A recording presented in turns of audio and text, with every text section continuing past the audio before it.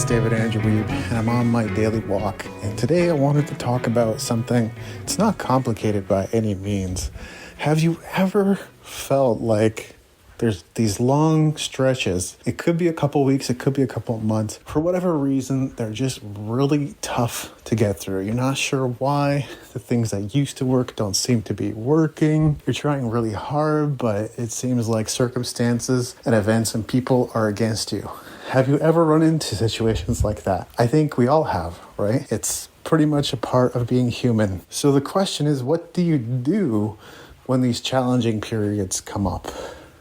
Do you dig your feet in, try harder, work better, find a way to outsmart the resistance and the energy that seems to be against you? Do you take a break, go play video games, just wait for it to all pass and then get back to your usual activity? Or do you just slug it through because you have deadlines, or you have gigs, or because you have tour commitments or project deadlines that you need to meet? One thing my mentors always said to me was just stay steady, stay consistent. You're going to start to see results if you keep consistent. It's not about the breakthroughs. It's about the effort and the consistency that led up to those breakthroughs that usually make the difference. It might be a small thing today, but if you were to introduce yourself to 3 people in the music industry, maybe you would get an email back, maybe you wouldn't. But if you did that for a full year, you would definitely make a few friends. So for the most part, my approach has really been to stay steady, stay calm. Yes, things are chaotic. It seems insane. I don't know why. It's just out of my control. Things seem to be happening all at once. Look, I had a night not too long ago. I think it was last week. It ended up being kind of a long, dark night of the soul. It's a bit of a long story, but what ended up happening was I didn't have anywhere to stay. And that's because my debit card wasn't working. I couldn't make online purchases. And to that point, I had made all of my online bookings with Airbnb using that very card. Well, I thought I found a home. So I went and sent an e-transfer to my new landlord, and their email address was flagged. So twice on the same day, that e-transfer got blocked.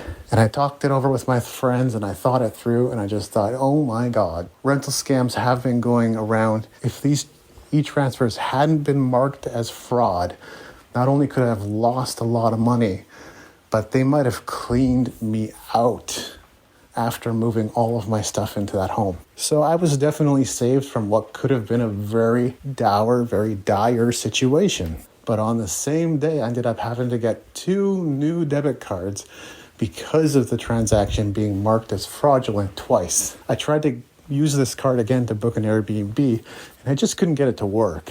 So I had to go back and get a 3rd card, and that still wasn't working. So I was left in this odd situation where I thought, what can I do? I guess I'm just going to go camping tonight.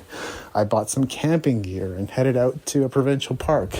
And once I got there, it turns out there is no camping there. I had stayed in hotels pretty much the 4 nights previous, so I thought to myself, okay, I don't really feel like it, but maybe I'll drive back to Hope, or maybe I'll drive back to Harrison Hot Springs and book myself a hotel at one of those places. They didn't require a damage deposit or anything, so it had worked out a couple times, and maybe it'd work out this time. Well, it turns out everything was booked up in Hope and Harrison Hot Springs. Probably a good chunk of hotels all the way up to Chilliwack were booked up. And I was sitting there at Harrison Hot Springs, and it was almost midnight, and I thought, I may not have a place to stay tonight. Now, I'm sure it wouldn't have been my first time sleeping in somewhere strange, and I'm sure you've had to do that at times too. I have memories of sleeping in a police station as a child, not because I'd done something wrong, but because our car broke down and we had nowhere to stay in that town.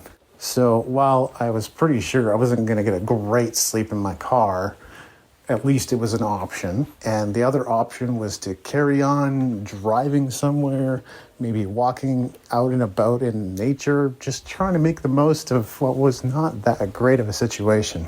But I just happened to be texting back and forth with my mentor right around that time, and he encouraged me once more to go and find a hotel. Go with your debit card and your cash in hand. Someone's got to let you in. Well, I had pretty much given up on Chilliwack at that point, and I didn't think there was going to be anything worthwhile in Abbotsford either. So I ended up driving out all the way to Langley. And I must have tried 4 or 5 places until I finally found a place that would let me make a damage deposit payment and the rental fee with my card. So I was finally able to book a room close to 2 a.m. It was quite the night. And after staying the night at the Travel Lodge in Langley, I got my next 3 nights sorted out because I managed to get a hold of a friend who has a house in Vancouver in a basement that's not being used. And then my parents were planning to come to town that Thursday, so I'd have a place to stay while they were traveling through Maple Ridge as well. But that whole 2-week period was just like, what in the world is going on? My card stops working. I can't book anywhere. I don't have anywhere to stay. And one night I almost had nowhere to stay at all. Here's something that I'm starting to see about these periods where nothing's working. You may still have deadlines to meet. You may still have gigs to play. But I think first and foremost, it's crucial that you go with the flow. Certainly, it's great to have the mental attitude and the mindset and the spirituality to acknowledge that you are, of course, creating your own reality. But there's certain desires that you have, and desires always invite in people and events and circumstances. And that part is sort of without your control. You want to follow your feelings as much as possible, because if you're in a good feeling space, generally what you attract is something that you want. But on the way to getting something that you want, you may encounter things that you don't really want and want to discard for other things. The key part is to discard what you don't want, because so often it's human nature. We just hold on to things that we don't want. But the other key piece of it is we need to ground ourselves in those moments, because we might still have that experience that nothing's working. And it's frustrating and it's difficult. Even if it's not necessarily true, that could be our experience of the situation. So the question is, how do you ground yourself? Do you go out into nature and into the mountains? Do you meditate? Do you go to your favorite room in the house and just spend some quiet time with yourself? If you wanted to go to more of an extreme, maybe you could spend some time contemplating at a monastery. But these are the times to get connected with yourself and ground yourself in any way possible. These long, sluggish, unpredictable periods always come to an end. The energy always lifts. The resistance always goes away. There's always a way forward if we're just willing to be patient. And so the best thing you can do is to not react to the situation. Don't get angry. Don't get frustrated. If it's a genuine reaction to the situation, then let it out, of course. But don't dwell on it. So if you're ever feeling discouraged, just remember this episode, listen to it again if you want, because inevitably we'll all go through these periods in our lives that don't really seem to make sense. But if we're just willing to go with the flow and to be grounded, we're going to go through it with more ease than we might otherwise. Thanks for listening. The opening theme, closing theme, and closing segment ambient music was created by Brian Bob Young. If other music was used in this episode, it's credited in the show notes at musicentrepreneurhq.com.